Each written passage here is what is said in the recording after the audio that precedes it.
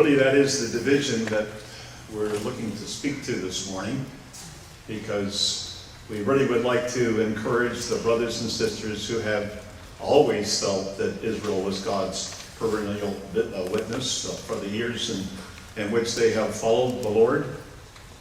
And then there's young people who have just got to know their history, the history of the Jewish people, because there is really not much that will be of a greater witness than what has happened to those people, and largely in the lifetime of people who are assembled here this morning. We really are a very privileged group, that many of us can reach back to events that have taken place that have been so significant in fulfilling Bible prophecy. And then for our friends who may be considering these things, certainly this is the evidence. If this can't convince someone that God's Word is what it says, and that what has happened is the basis on which we believe the future will take place, then I don't think we have better evidence to show. So it's an exciting thing to have a prophecy day where we talk about the people, the children of Israel, and their witness. The Watchtower, however, is a little competition for this, because they claim to be Jehovah's Witnesses. And for those of us who know where the word Jehovah came from, then we certainly know what they are intending by that phrase. Although, as we have learned from the pronunciation of the word and the root of the word, we would not expect that people would understand God's name if they stayed with Jehovah and didn't understand the word Yahweh.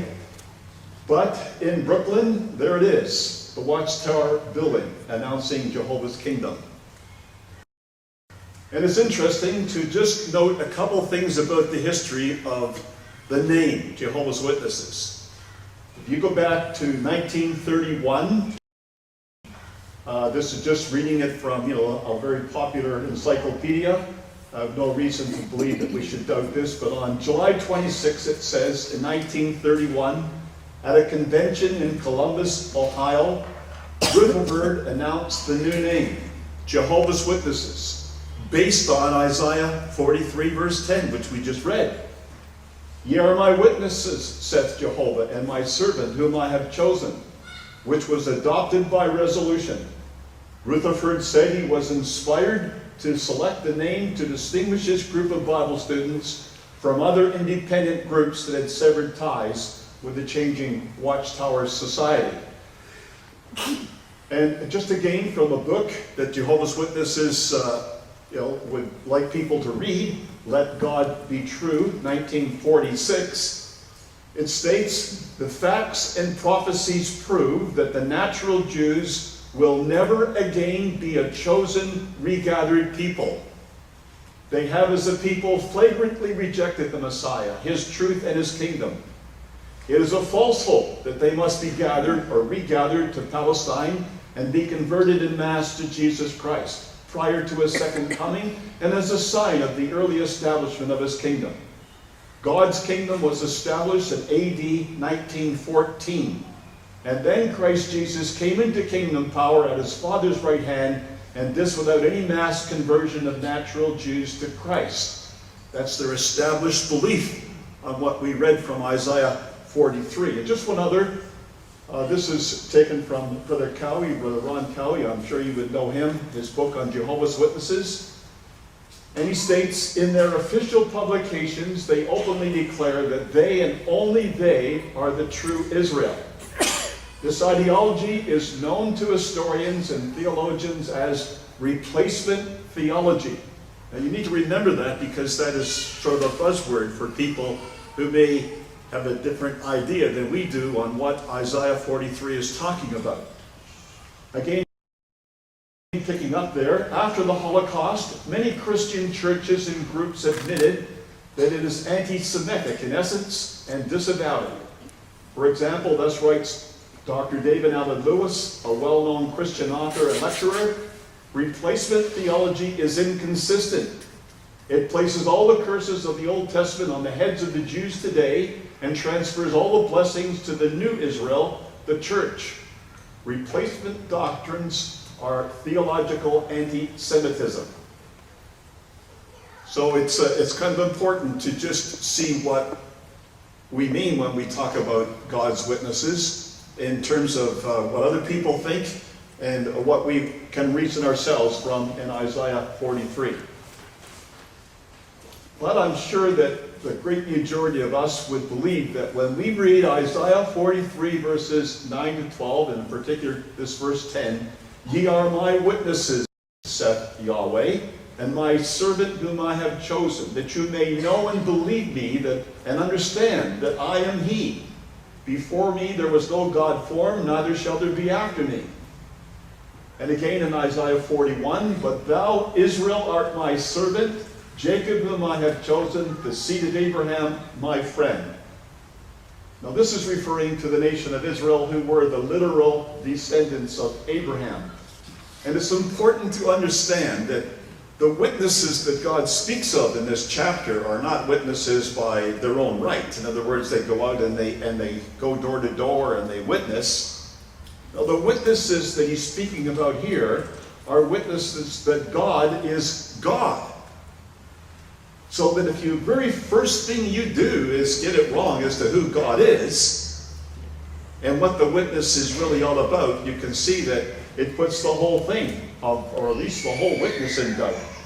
And that's why I believe it's important to know that distinction before we get into our subject.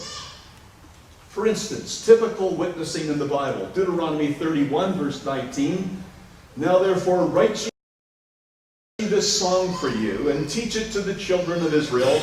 Put it in their mouths, that this song may be a witness for me against the children of Israel." The witness is God's testimony concerning the outcome between himself and his people. So we read the Bible and we see what God has said against what happens, and that gives us reason to give thanks to God that in our day, in our generation, we have such open testimony. So the witness that we're speaking about at the end of everything we say is to witness that there is a God in this world who's active. He's active primarily with the people of Israel, even though they don't want to be witnesses. See, that's a difference, a prime difference between the group Jehovah's Witnesses and the Jews, God's true witnesses. The witness of the Jehovah's Witness, I suppose they would think it's because we want to be God's witness. But the witness of the Jews is whether or not they want to be God's witnesses is really a question. It's they witness whatever they do, because their history is written in the book of the Scriptures. The subjects involved proved the testimony right while acting as unwilling witnesses themselves. Now, we live in very exciting days. To live in, since the formation of the state of Israel and going back here about 100 years ago, we're talking basically about sand dunes. Now you think there's 2,000 years of history roughly there, where people never saw this evidence. They saw what God's word said would happen, but they haven't seen what we've seen. Now wouldn't you expect that people who've actually seen much of what God spoke about would be more active, would be more thrilled, would be more likely to go out and to talk to other people about what this really means to them? I think you can see that God expects much more of us. And in particularly as we get closer and closer to the time, look what he says in Joel 3, verses 1 to 2. "Behold, in those days, in that time, when I shall bring again the captivity of Judah and Jerusalem," and many of us, as brothers and sisters, greatly rejoiced over this when we saw these things happen. I can't remember 1948. I can remember what my parents said about it. I can remember what my grandparents said about it. It was a great time of rejoicing for people who saw that the nations of the world came together for a little window of time to allow the formation of the state of Israel. But I can remember 1967 because in the June War of 1967, I was in this city, Brisbane. And it was one of the most exciting times to be alive for me because we were talking, we're giving various talks on Israel in this city at the time the war broke out. And if you remember, the The misinformation that came out of the war initially was that Israel had been overrun by Egypt. And then we found out after a couple nights that no, Israel did a pretty good job on shutting Egypt down in the way they opened the war up. And in 6 days it was over. Now that's the kind of thing that I think we've got to remember. Those exciting days. Well, what's he doing now? I will gather all nations and bring them down into the valley of Jehoshaphat, and will plead with them there for my people and for my heritage Israel, whom they have scattered among the nations and parted my land. That's what we can now see God doing. He's bringing nations to Israel. So there's a number of things that we have seen, and only very recently seen, as to why nations would be attracted to Israel. And the witness gets brighter, just like the sun gets brighter as it reaches the horizon until we're able to see it. This is the exciting thing about prophecy. Now, I want to take a detour, which is going to take me a little time to go through this, but I never saw this witness when I first of all heard about the Dead Sea Scrolls, and I've been led to believe that not many Christadelphians did either. I only found this out by reading books about the Dead Sea Scrolls as to see just how this came about. So I would say, it's not my own actually description of it, that the Dead Sea Scrolls are the greatest archaeological discovery of all time. Now that's going back to, 1947, 1948, up until 1956. So a lot of us were living in 1947. So we are being given a particularly strong witness of God at work through what we can see. 11 caves, 19,000 fragments, 800 scrolls, 200 of which were biblical. 4 materials: skin, papyrus, copper, and lead. And the writings or the languages: ancient Hebrew, Aramaic, and Greek. Discovered between 1947 and 1956, and dated as being between 1900 and 2200 years old. And it's about the Bible. Well, why wouldn't we have been excited about this? Why wouldn't we have tried to get every little bit of information we can about what those scrolls said? And if any of you have tried to do that, it's been very hard to find evidence about it. We can find sort of the surface evidence, but we haven't found too much evidence about the scrolls until just recently.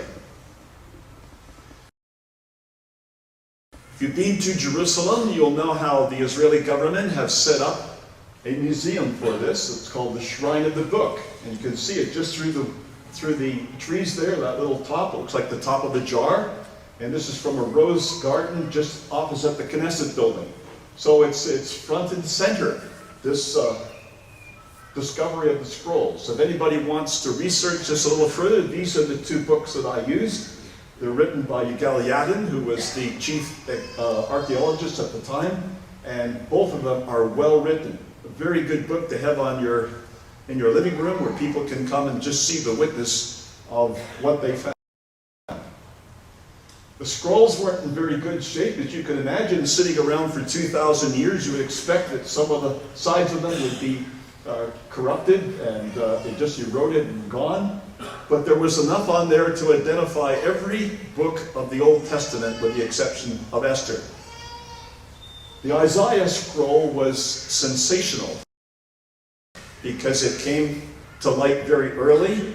It was complete, so it gave people a chance to have a look entirely at this scroll. And you can see, certainly by what maybe you can see it there, I'm not sure at the back you can see that, but you can see where it's being stitched. You can see where it's being ripped at the top right corner and it's being sewed up. You can see little marks on the side where someone's went through and made some marks on it for whatever reason. And so it's laid out, or a replica is laid out in the Shrine of the Book around a cylinder so that people can see all parts of it.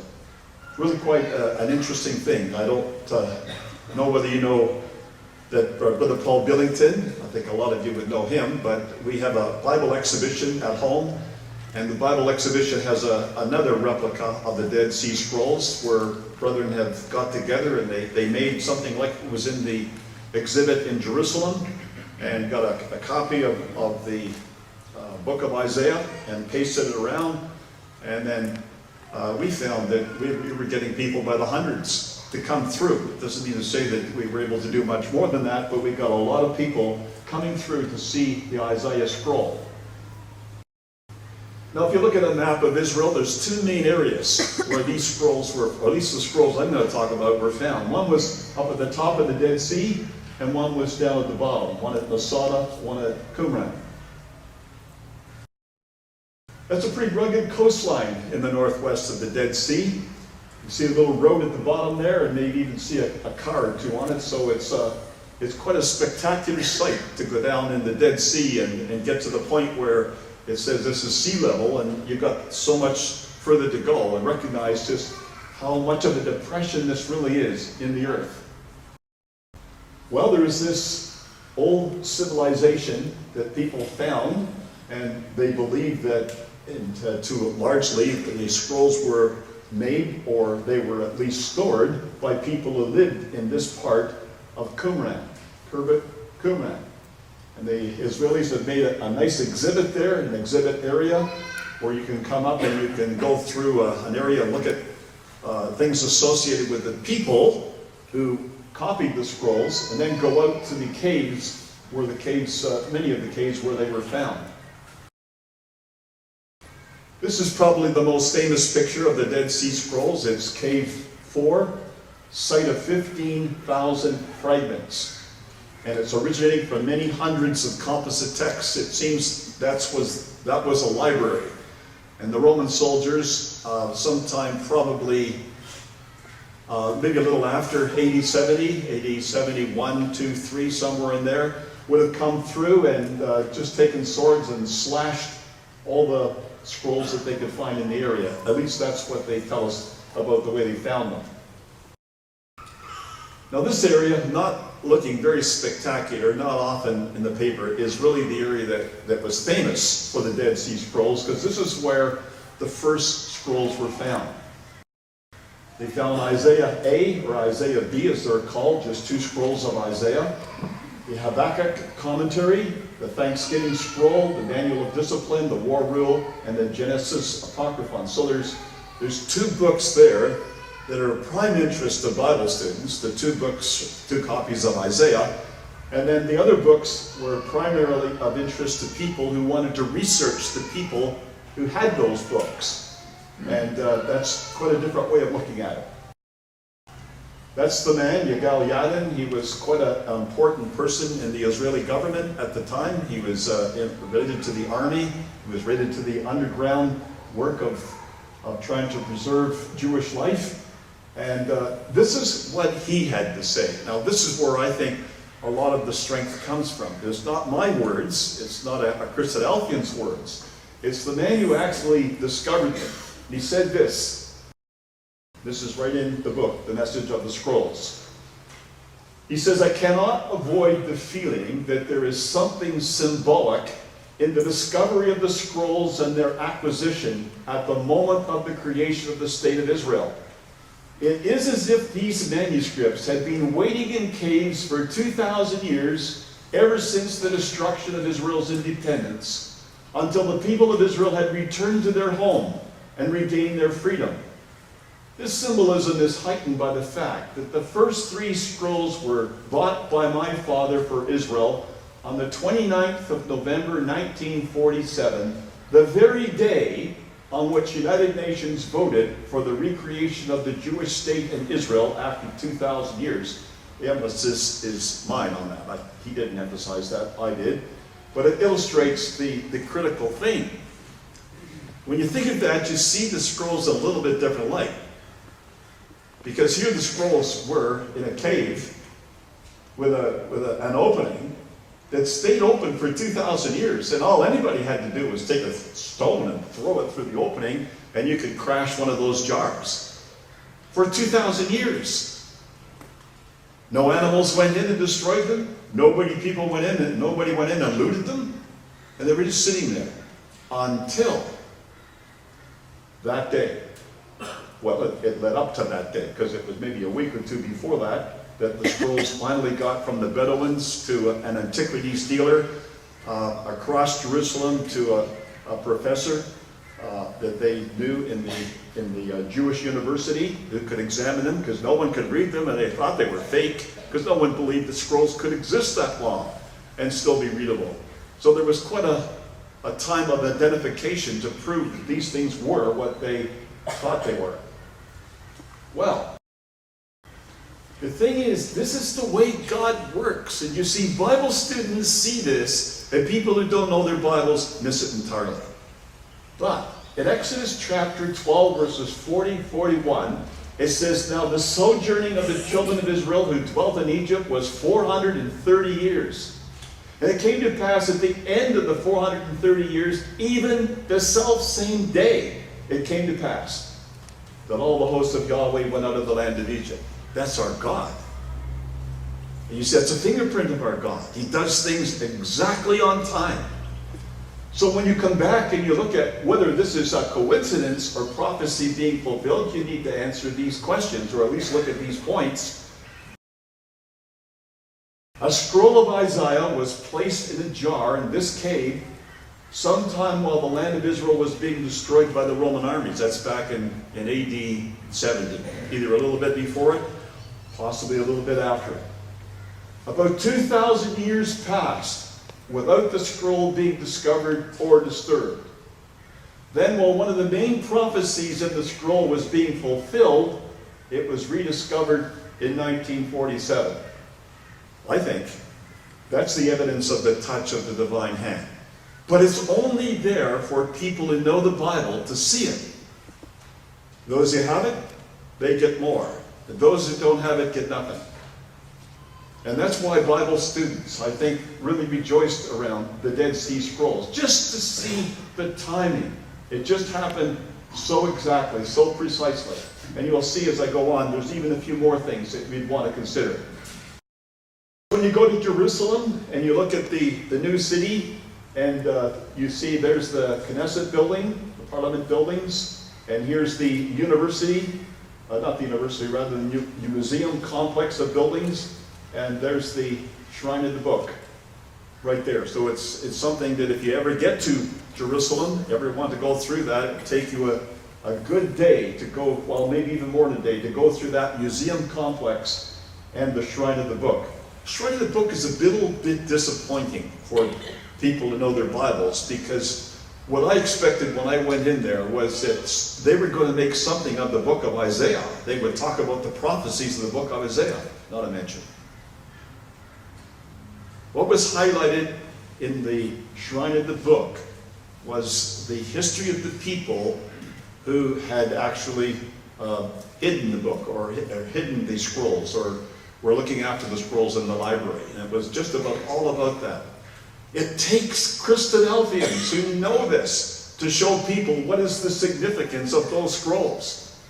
And how it is that with all these things happening in the world, and Israel coming back to life after all those years of dispersion, and here we find a scroll that's talking about it, one of the scrolls, and it's found just at the time it's going on. That's the hand of God. At least for me it is. The Shrine of the Book is an interesting place. It's not hard to understand sort of some of the way it's presented. There's just a big black wall separating as you go down into the exhibit from the top of it, which is the top which sort of marks it in Jerusalem, the top of what would appear to be a jar in which the scrolls were hid. So if you get behind the black wall, you don't see anything, and then suddenly it's there. And that seems to me to be a good display of it. Now, let's see where else you can go with this. This is also in the same book. You can get this book on Amazon, used books, and very cheaply. If you just go on Amazon, used books, and look for that title with that author, Yegaliadin, and you can find this for yourself. I would say that's a good book to have in your library. The great antiquity of the Dead Sea Scrolls. He says, "Thus we know that even from the second source, the Septuagint, we have not full texts of the Bible earlier than the 4th century AD. In the light of that fact, it is easy to appreciate the great importance of two Isaiah texts discovered among the Qumran scrolls. These texts are about 1,000 years older than the oldest Hebrew text known to us, and about 500 years older than the earliest Greek version of the Septuagint. And the question people wanted to answer was, what's the difference? Because we've been told that if people had those old scrolls and they copied them, and they copied them, and they copied them, that the version that we have now in the 21st century couldn't possibly be like the originals, just because of the errors that would creep in. So when people had a chance to look at these texts, were so about 1,000 years older than any of the Hebrew texts they had, that's what they wanted to know. Well, again, this is Yigaliadin speaking. What is astonishing is that despite their antiquity and the fact that the scrolls belong to this pre-standardization period, they are on the whole almost identical with the Masoretic text known to us. This establishes a basic principle for all future research on texts of the Bible. Not even the hundreds of slight variations established in the text, affecting mainly spelling and occasional word substitution, can alter that fact. So much for the people who said to us that the Bible is unreliable. That's a sensational find. To find the scroll, to see it, to look at it, for people who could read that ancient Hebrew text and compare it with what we have, and to be able to say there's hardly any difference except God's word substitution and some spelling. Now it's interesting, because it would seem that God knew that it wouldn't be appropriate to discover these scrolls any earlier than the technology that was needed to put them together. So if they were discovered in, say, the 60s, 1960s, if they were discovered, I shouldn't say if discovered, because they were obviously discovered before that, but it took certain technologies to develop, which were actually in developing, but didn't develop until some years after they were discovered. But if they had been discovered, say, a century beforehand, they might have just been left on the bookshelves altogether. The people wanted to be able to sort them out. Now, the way it was explained to me by an Israeli guide was this. He said, you take a big package of 3 different types of potato chips. So you got one brand here, you got another package here, another package here. He says, bash them all up until they're just little bits and pieces. He says, put them in a bowl and mix them all up. He says, put them on a table and then reassemble them so they go back into the bags. It'd be pretty hard to do. He says that was the task. There was 19,000 fragments of these texts. They were scattered all over the caves. How could they possibly put these things back together? Well, this is what they did. So let me just read this to you for those at the back who couldn't possibly read this. Today's scholarly opinion regarding the time span and background of Dead Sea Scrolls is anchored in historical, paleographic, and linguistic evidence corroborated firmly by carbon-14 datings. Some manuscripts were written and copied in the 3rd century BCE, but the bulk of material, particularly the texts that reflect on a sectarian community, are originals or copies from the 1st century. Now, there was 3 technologies needed to develop, and that came in the 1980s, to be able to assist in the analysis of the scrolls. The first thing was, it was demonstrated in this little demonstration by this Jewish guide at the actual booth in Qumran. And he said they needed to have an infrared technology because they couldn't even see writing without infrared. But when they shot infrared light on these little pieces of skin from animals, he says you could right away identify that there was something written there. And then he says, the DNA analysis permitted scientists to piece together which fragment came from which scroll. Well, they were written on animal skins. Animals have different DNA. So once you can do a DNA analysis on all of these pieces, you can start to identify what animal they came from. So that allows you to put them in groups. So you can see that before that, they really didn't have much of a chance. And then carbon-14 dating provided the proof of the age of the scrolls. So it wasn't a matter of people, taking something from some other part of the world and hiding them in there and just hoping someone would find them to fool the world, as is some of the ideas that people have come up with to try to explain away this. So these technologies were very significant in providing proof that what they found was the real thing. Now, in a sense, the scroll at Masada, or at least what I'm going to tell you about Masada, was more sensational than this. It wasn't really made much of by anybody, except by people like us who knew what the Bible said about the people of Israel. Now, Masada, at the bound part of the Dead Sea, is really a magnificent structure. It just looks like a big cliff until you get around to this side to see that white mark. Ramp that was made there back in probably AD 71, 72, somewhere in that region. And we know that history tells us there were Jewish zealots who had got away from Jerusalem after AD 70. They had taken over this big rock that was a palace of Herod's, and they were at the top of it, and they were essentially out of the reach of the Roman general Silva. But he came down, and he came down with a number of Jewish slaves as well as a Roman army, and they put a fence all around the perimeter. And you can see some of these marks here, which illustrates where the Romans had camped. So all that's there because really there was nothing happened. The land was left vacant since this all happened, and you go back there and just see it almost as it happened and as it was left. Here is a little example at this place where the chairlift takes you up of what the Roman wall may have looked like when the Romans came and established it to protect them during the night. And I'll just read this. I don't want to take too much time on this because this is what the Israelis make of Masada.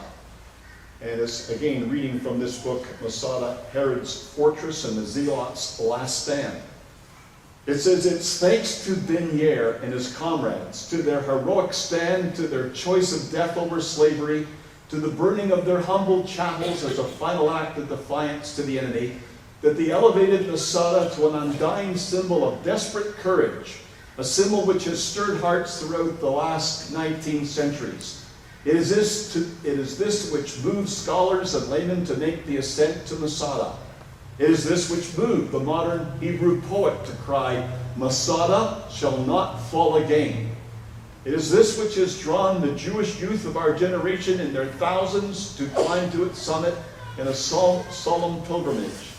And it is this which brings the recruits of the armored units of the defense forces of modern Israel to swear the oath of allegiance on Masada's heights. Masada shall not fall again. Now there may be some here who don't know the story of this, and very briefly, this is what happened. The Zealots were up in this area. The Romans had made it a fort, and hence the Romans now had to really go against their own engineering to try to take the Zealots out.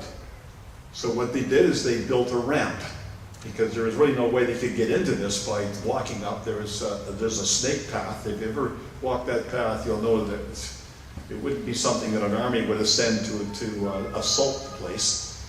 But he built this ramp up, and then the Romans apparently brought a siege engine up the ramp, right up to the top of the walls. They battered the wall through quite easily because it was not designed to resist a siege engine. And then instead of going right in and taking the Zealots out, they all went back down and came up the next day because they felt now they could easily get in. But by that night, the Jews had covered it up. They had some wood and they had some enough earth up there to pack against it that they made it actually harder and stronger than it was before. So the Romans thought, well, this is going to this is going to really set us back because you have to make another ramp that will take months of work to do that. So they thought of fire, because what the Jewish zealots had done is they put the wood across the openings and packed in earth behind it. And they thought they could burn it out. And they actually successfully did that after, at least the way it's written up. There was a couple of cases where the wind was blowing the opposite way. You get up in Masada, you'll find the wind is really quite high, blowing up or blowing across and down. So they managed to burn it out. They went back down and came up the next day. Well, the next day they went in and there was nobody alive. Because all the zealots had made a pact that they would rather die than face Rome. And so every man went back to his household, and he was responsible to kill his wife and his family. And then when they came back, they chose lots, so that there would be finally just one man left, who would then burn what was left and kill himself. When they came out, they were all dead. And that's what the Jews are talking about here. Masada shall not fall again. And take all the young Israelis up there to swear the oath of allegiance on Masada's heights. Well, Sister Dorothy and I went up there and walked around just to see this place, because I really thought there was something here worth seeing. And I think the Israeli government has made this place even more sensational, because they were assembling all kinds of lights, and apparently they had something they had in mind for night. We never went down there at night to see it, so I'm not sure what it turned out to be. But on the front of this edifice, or this large hill, Herod had made a palace. And you can go in and look at the little tiles that he had, that it was beautifully plastered and colored. There were all kinds of resources, water resources in there by Roman engineering to get water in there. It was a palace. And when Yagaliadin went down here to try to find scrolls, he thought there just might be a synagogue on the wall. And they did spot something that looked like it, because it was a spot that was facing Jerusalem. So they went to here, into this spot, to see if they could find any scrolls. Now, you need to know the idea of a geniza. That is the idea of how the Jews would dispense with old scrolls that are no longer of any use. Like, how would you get rid of your old Bibles? Have them still, which is quite likely. The people never throw them away. They're still there in your house somewhere in a box. Well, people just don't like throwing away an old religious book, and so what the Jews did is they buried them, and they called it a geniza. And the geniza would be likely associated with a synagogue. So they looked around, they didn't find anything, but they thought, well, maybe just check the floor. So they tore up the floor. And when they checked the floor, they found there was a couple places that looked like the earth had been moved and restored. So that was the sort of the clue. There's likely something buried there. And this kind of digging required something a lot more than happened, because there wasn't any digging required in these other caves. So they were in jars. The scrolls were in jars, and they went in there and took the jars out, and the scrolls were quite well preserved. But this was a place where they were buried. They had to dig so very carefully. It's almost like with a toothbrush and a little pick, and they're digging down, digging down. Well, they had to get down about 3 feet until they found this. Now, you might be able to see a little bit of what appears to be writing there, because there was no scroll, there was no jar, but there was enough to illustrate that something written had been there. And lo and behold, what it says is that it was talking about this chapter and this in particular. Now, I just think that's sensational. There's a lot of Ezekiel that could be found. It's a big scroll. But it was the 37th chapter that was found. A little piece of writing. 37th chapter. What does it say? Then he said unto me, Son of man, these bones, don't forget it's a geniza. It's a graveyard. These bones are the whole house of Israel. Behold, they say, our bones are dried, our hope is lost, we are cut off for our parts.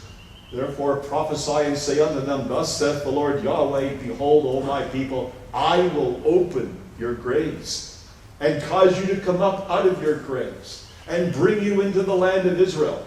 And you shall know that I am Yahweh when I have opened your graves, O my people, and brought you out of your graves, and shall put my spirit in you, and you shall live, and I shall place you in your own land.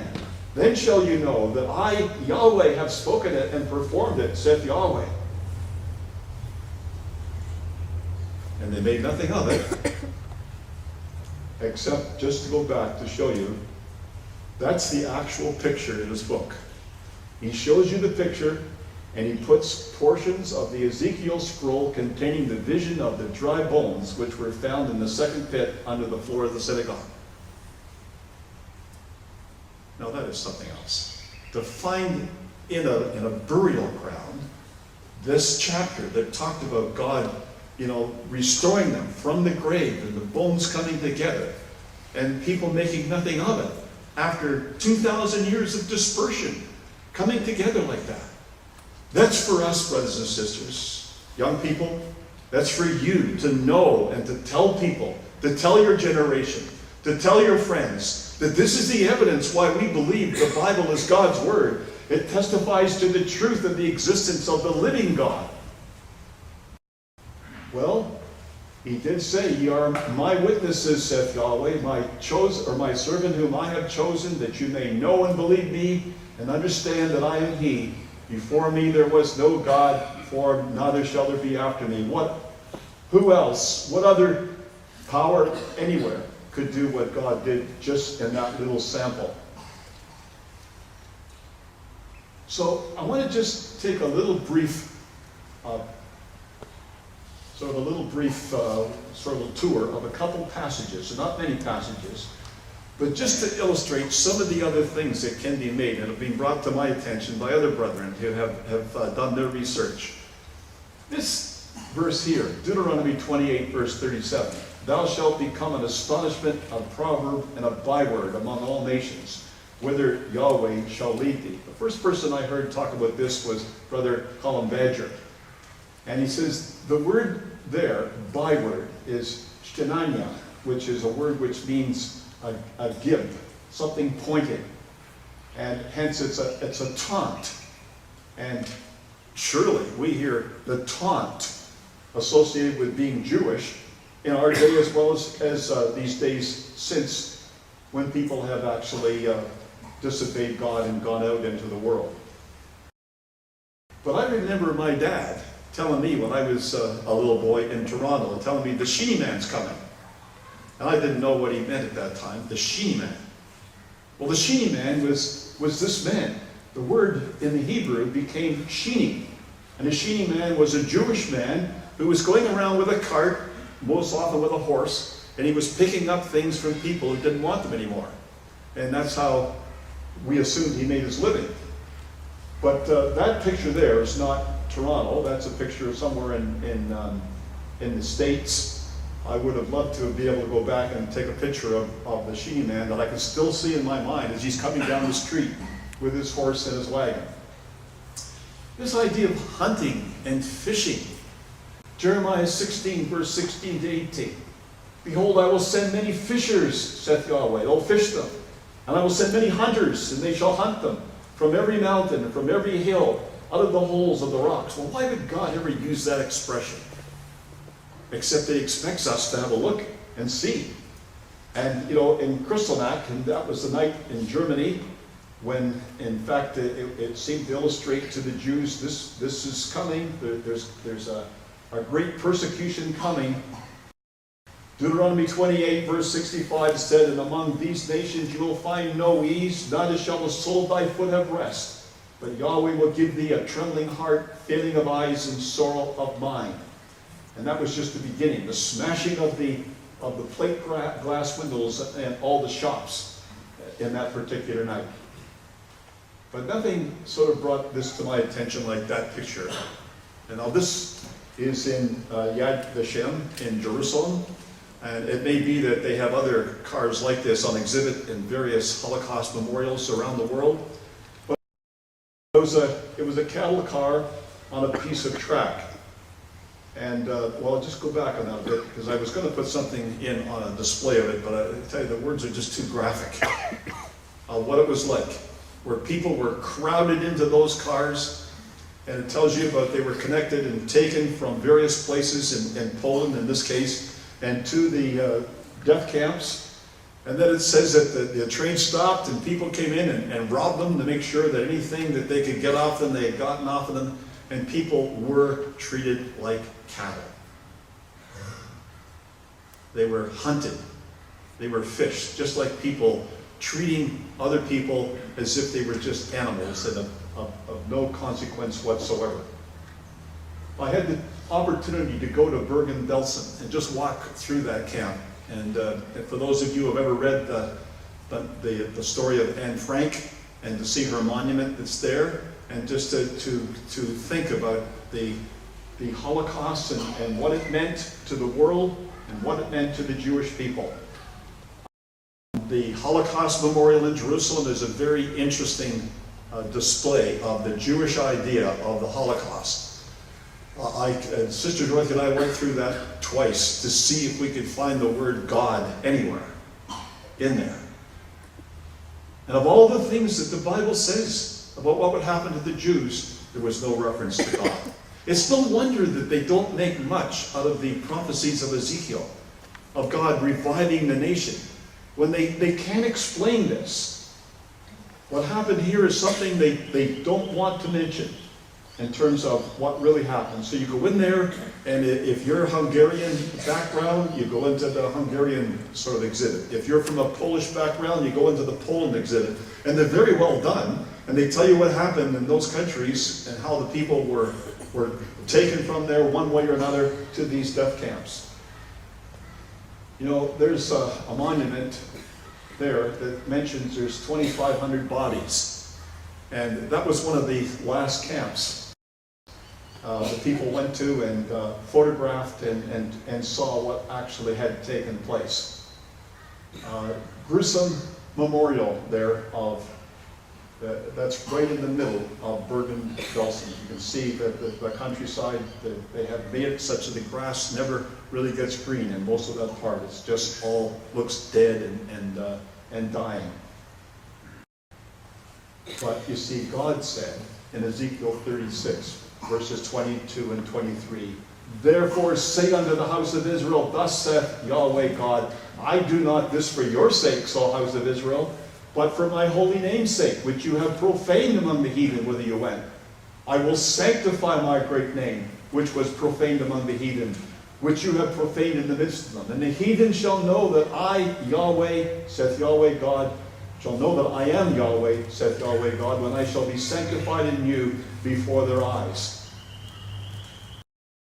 Now, we know that there's a number of very significant Bible passages in the New Testament with respect to the Jews. I will just move a little faster for the sake of time here, but that's one of them, in Luke 21, where it says in verse 24, "They shall fall by the edge of the sword, shall be led away captive into all nations. Jerusalem shall be trodden down of the Gentiles until the times of the Gentiles be fulfilled." Well, if you walk around Jerusalem, you might not think that the times of the Gentiles is totally fulfilled, because there's a lot of evidence that it isn't. But one of the critical features of it was in 1967, when Jerusalem fell into the hands of the Israelis. But we must be living in the times of the Gentiles, and hence, or of the times when the Gentiles are fulfilled, rather. And so we're looking forward to what else says. It says in Romans chapter 11, verses 25 to 28, that they are beloved for the Father's sake. If there was anything needed to answer a Jehovah's Witness claim, or people who weren't sure that they really witnessed to God, then you can see it in what's written in these chapters in Romans. And, you know, we especially have paid attention to this one. In Romans 11, verses 13 to 15, "I speak to you Gentiles, and as much as I am the apostle of the Gentiles, I magnify mine office. If by any means I may provoke to emulation them which are of my flesh, and might save some of them. For if the casting away of them be the reconciling of the world, what shall the receiving of them be but life from the dead?"